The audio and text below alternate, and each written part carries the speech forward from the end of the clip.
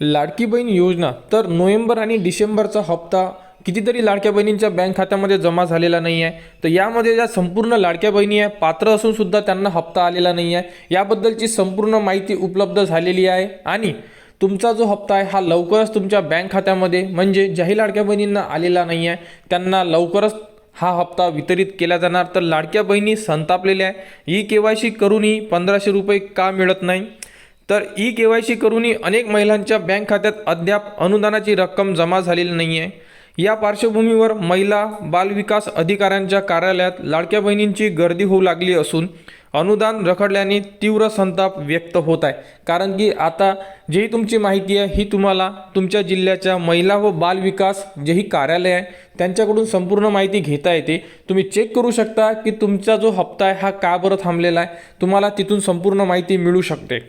तर मुख्यमंत्री माझी लाडकी बहीण योजनेसाठी ई-KYC करण्यासाठी 31 डिसेंबर 2025 पर्यंत मुदतवाढ देण्यात आलेली होती आणि ज्यांनीही KYC केलेली आहे त्या लाडक्या बहिणी यामध्ये पात्र होणार होत्या। परंतु यामध्ये क्षुल्लक जेही त्यामध्ये ऑप्शन होते त्या चुकीमुळे म्हणजे महिलांनी फॉर्म भरताना काही चूक केलेली आहे आणि त्या चुकीमुळे संपूर्ण ज्याही लाडक्या बहिणींना पैसे आलेले नाही आहे त्या संपूर्ण लाडक्या बहिणींचे पैसे हे थांबविण्यात आलेले आहे।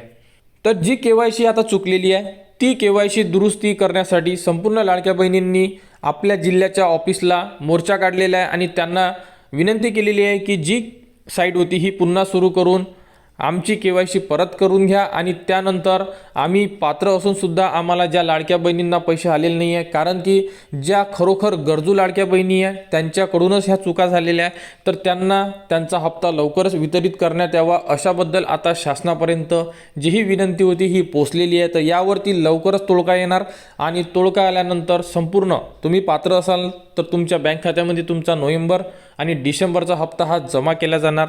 तर बघू शकता ई-KYC प्रक्रियेदरम्यान विचारण्यात येणाऱ्या प्रश्नांची योग्य माहिती नसणे, तांत्रिक अडचणी, आधार कार्ड व बँक खात्याचे लिंकिंग अपूर्ण असणे तसेच अर्ज भरताना चुकीची माहिती नोंदवली जाणे या प्रमुख कारणांमुळे अनेक महिलांच्या लाडकी बहीण योजनेचे अनुदान अडकल्याचे निदर्शनास आलेले आहे। काही प्रकारांमध्ये आधार बँक खाते लिंक असल्याचे दिसत असले तरी प्रणालीतील तांत्रिक त्रुटीमुळे लाभार्थ्यांची माहिती अद्ययावत होत नसल्याच्या तक्रारीही आहेत।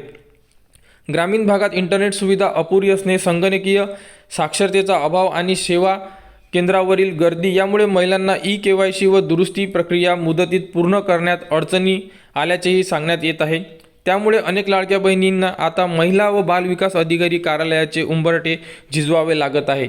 जर तुम्हाला चेक करायचं असेल की तुमचा हप्ता का बरं थांबलेला आहे तर तुम्ही सुद्धा तुमच्या जिल्ह्याच्या ठिकाणी जेही ऑफिस आहे महिला व बाल विकास तिथे जाऊन तुम्ही तुमची आधार कार्ड घेऊन जा, तुम्ही तिथून माहिती घेऊ शकता आणि एक्झॅक्ट म्हणजे खरोखर तुमच्या KYC मध्ये चूक आहे किंवा वेगळं कोणतं कारण आहे हे तुम्ही त्यांच्याकडून माहिती करून घेऊ शकता।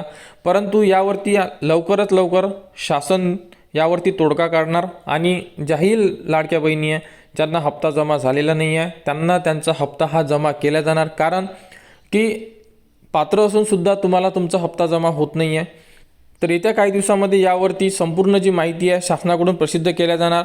तुम्हाला परत KYC करण्यासाठी मुदतवाढ देऊ शकते, त्यानंतर दुरुस्तीसाठी सुद्धा वेळ देण्यात येऊ शकतो आणि हा जो चान्स असणार आहे आपल्याला संपूर्ण लाडक्या बहिणींना शेवटचा चान्स असणार आहे। त्यामुळे चान्स मिळाल्यानंतर व्यवस्थित काम करून घ्या आणि लाडकी बहीण योजनेबद्दल आता जीही पुढील अपडेट येईल ती तुम्हाला आपल्या चॅनलवर देण्यात येणार। त्यासाठी आपल्या चॅनलच्या कनेक्टमध्ये राहा, चॅनलला सबस्क्राईब करा व हा व्हिडिओ इतरांपर्यंत शेअर करा।